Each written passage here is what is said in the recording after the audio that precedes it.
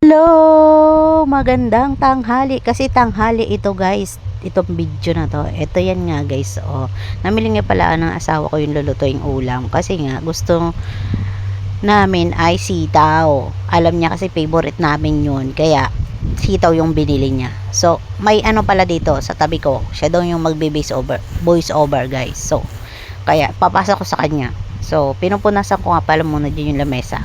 Siyempre para malinis. O, Char, pasa ko na kay Colette. Siya daw mag-voice over.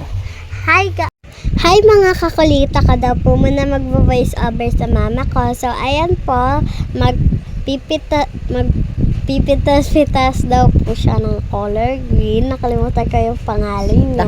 Ay, sitaw pala. And then tinanggal niya na yung goma ron. Tapos nilagay niya na doon sa lalagyanan.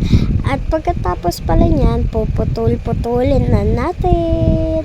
Ay, hindi pala ako dyan kasama. Mama ko palang pala. So, ayan, pinuputol na po ni mama mga kakulit. Para po, hindi po mahaba masyado ang gulay.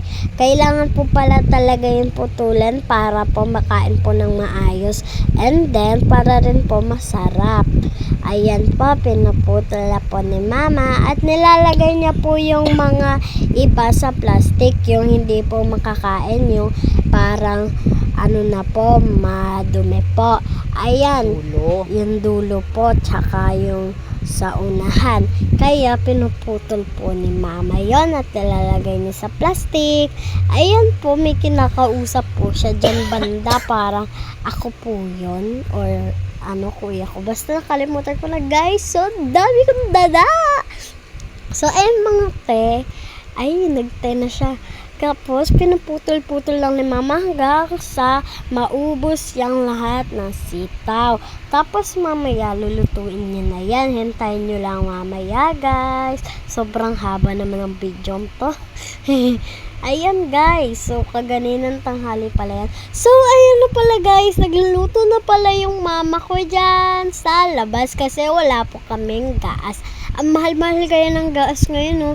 Ang bang-bango pa na niluluto ng mama ko. So, gamit lang po pala namin dyan ay kahoy. Di na po kami nagagamit ng uling.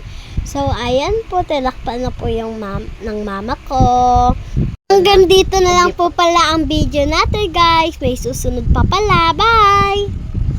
Tayo matutulog na. Yung luto ko nga pala kaninang sitaw with giniling. Ang sarap niya guys. So, inanuhan ko ng konting suka. So, ang sarap ng gulay. Umabot pa ng hanggang gabi. So, kaya siya pa rin yung ulam namin kanina. So, yun lang guys. Bye! Ito lang ang aking video ngayong araw. Good night!